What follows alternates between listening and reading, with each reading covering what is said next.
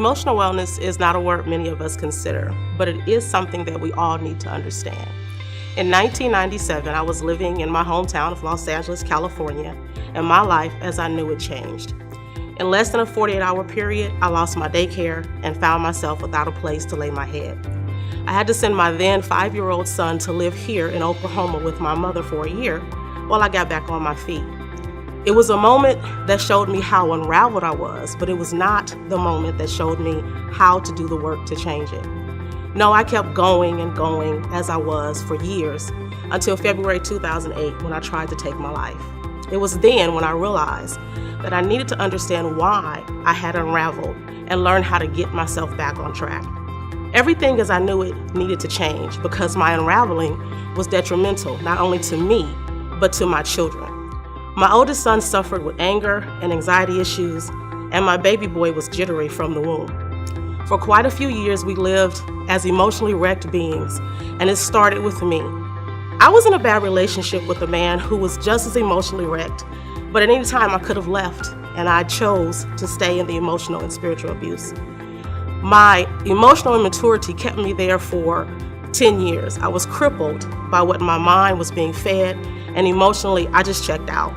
It was easier than waking up to the fact that I spent day after day, year after year, with a man who did not know how to love me emotionally because he was emotionally unavailable.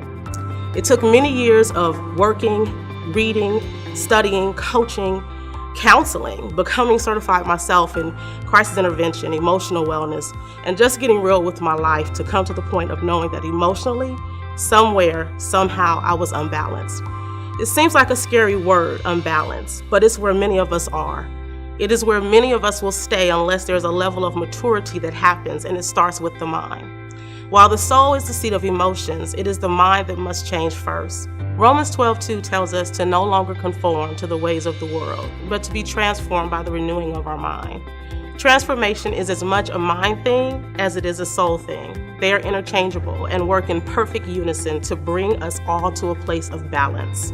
What I learned during my journey to emotional health is that there's a space and a time where we all stop growing emotionally. It is rare the person who is not emotionally stunted and stagnated because of the sins that cause so many of us to become tainted by life. For most of us, it happens while we're children. At least that's my truth. I was molested, abused, and witnessed both as well. As a result, I left that little girl wounded, harmed, and confused right where she was. That day, they told her it would not happen again, but no one helped her get what she needed to heal. So the wounds healed on the surface, never really at the emotional level, which is found deep in the recesses of our mind and soul. There's a chapter in our lives where the mind, conformed to the ways of the world, separates itself from the soul, leaving very emotionally immature people to try to walk life out as adults. We don't adult well when we are emotionally inept. It's not our fault at first, but once we become aware of it, we must apply the Romans 12:2 principle to our lives daily. It will change the way you emotionally handle life's prettiest and ugliest moments. There must be a mindset adjustment followed by a reuniting with the soul. Once those two come together to do the work of becoming emotionally healthy, there's a shift that happens. That shift helps us to love and serve in a greater capacity, and that is our reason for being. It is how we walk out our lives bringing God glory each and every day. As I did the work of becoming emotionally healthy, I found value in who I was, and my mind was able to block out the unhealthy distractions. I thank God for the power of emotional wellness.